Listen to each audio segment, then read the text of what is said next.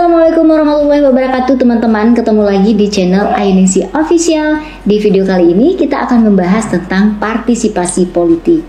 Pelaksanaan partisipasi politik tentunya harus melibatkan sebanyak-banyaknya dan seluas-luasnya partisipasi politik dari seluruh masyarakat untuk ikut dalam berbagai partisipasi politik seperti pemilu dan juga dalam memberikan masukan terhadap regulasi dan juga kebijakan-kebijakan publik lainnya. Partisipasi politik berarti keikutsertaan warga dalam berbagai proses politik. Keikutsertaan warga dalam proses politik tidaklah hanya berarti warga mendukung keputusan atau kebijakan yang telah digariskan oleh para pemimpinnya. Partisipasi politik adalah keterlibatan warga dalam segala tahapan kebijakan, mulai dari sejak pembuatan keputusan sampai dengan penilaian keputusan, bahkan termasuk juga peluang untuk ikut serta dalam pelaksanaan keputusan. Ada beberapa definisi partisipasi politik menurut beberapa ahli, di antaranya menurut Ramlan Surbakti dalam bukunya Memahami Ilmu Politik. Partisipasi politik adalah segala bentuk keikutsertaan atau keterlibatan warga negara biasa yang tidak memiliki wewenang dalam menentukan keputusan yang dapat mempengaruhi hidupnya. Rahmawati Halim dan Muhlin Lalongan dalam buku Partisipasi Politik Masyarakat, Teori dan Praktek. Partisipasi politik bisa dilakukan secara individu atau kolektif. Partisipasi politik lebih berfokus pada kegiatan yang dilakukan dan bukan terfokus pada sikap politiknya. Partisipasi politik memiliki dua pendekatan, yaitu pendekatan politik kelompok dan hak-hak politik. Pendekatan politik bisa diartikan sebagai peran warga negara dalam proses pemerintahan. Bentuk partisipasi ini dapat mempengaruhi jalannya pemerintahan, sehingga secara langsung ataupun tidak berpengaruh bagi kehidupan masyarakat dalam suatu negara. Ada beberapa manfaat dari partisipasi politik, di antaranya sebagai bentuk dukungan kepada pemerintah dan penguasa. Kedua, untuk memperlihatkan kelemahan atau kekurangan pemerintah supaya dapat diperbaiki menjadi lebih baik. Yang ketiga, sebagai bentuk tantangan terhadap penguasa dan pemerintah agar perubahan struktural serta sistem politik dapat terjadi. Menurut R.R. Emilia Yustiningrum dan juga Wawan Iwanuddin, ada beberapa faktor partisipasi politik. Di antaranya adalah faktor psikologis.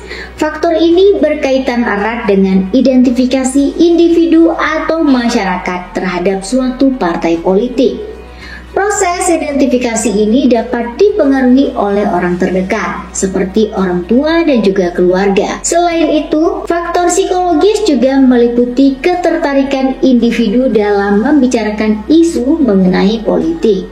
Yang kedua, faktor ekonomi atau rasional. Faktor ini dipengaruhi oleh evaluasi atau pemikiran individu terkait kondisi ekonomi dirinya, keluarga, serta nasional. Pemikiran tentang faktor ini jelas berpengaruh pada pilihan dan bagaimana bentuk partisipasi politiknya. Yang ketiga, faktor sosiologis. Faktor ini meliputi aspek agama, pendidikan, tempat tinggal, usia, jenis kelamin, serta tingkat ekonominya. Seluruh aspek ini berpengaruh pada partisipasi politik individu atau masyarakat, khususnya dalam penentuan pemimpin atau pejabat pemerintahan. Ada beberapa bentuk partisipasi politik. Yang pertama, partisipasi aktif adalah bentuk partisipasi politik yang dilaksanakan dengan pengajuan usul mengenai kebijakan umum beserta pilihan alternatifnya. Partisipasi politik dilakukan dengan melakukan kritik serta perbaikan atas berbagai kebijakan yang dibuat oleh pemerintah, membayar pajak, dan ikut serta dalam pemilihan kepala daerah. Kedua, partisipasi pasif adalah bentuk partisipasi politik yang dilakukan dengan menaati, menerima, serta melaksanakan saja seluruh keputusan dari pemerintah. Artinya masyarakat hanya sekedar menerima dan mengikuti saja tanpa menyatakan pengajuan usul ataupun kritik terhadap kebijakan yang dikeluarkan oleh pemerintah. Yang ketiga, apatis. Artinya masyarakat menolak dan menarik diri dari proses-proses politik. Yang keempat, spektator. Artinya masyarakat setidaknya pernah ikut dalam pemilihan umum. Yang kelima, gladiator. Artinya masyarakat terlibat aktif dalam proses politik. Misalnya menjadi anggota partai politik, pekerja kampanye, serta aktivis masyarakat. Ada dua jenis partisipasi politik tersebut. Yang pertama, partisipasi politik secara konvensional. Bentuk partisipasi ini dilakukan dengan melakukan diskusi politik, pembentukan dan penggabungan organisasi politik, kampanye, dan lain sebagainya. Yang kedua, partisipasi politik secara non-konvensional.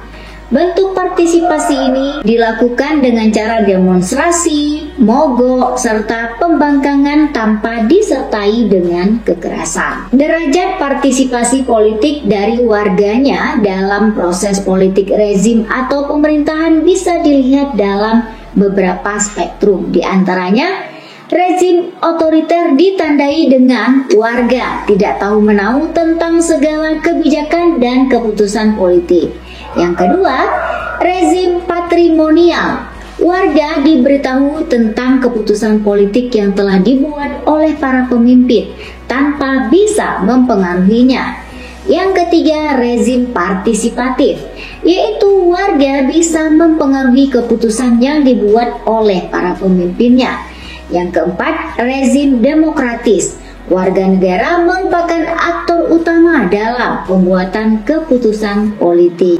Nah, teman-teman, di antara 4 derajat partisipasi politik yang ada di Indonesia, kira-kira nih Indonesia masuk dalam rezim yang mana ya? Silakan berkomentar di kolom di bawah ini.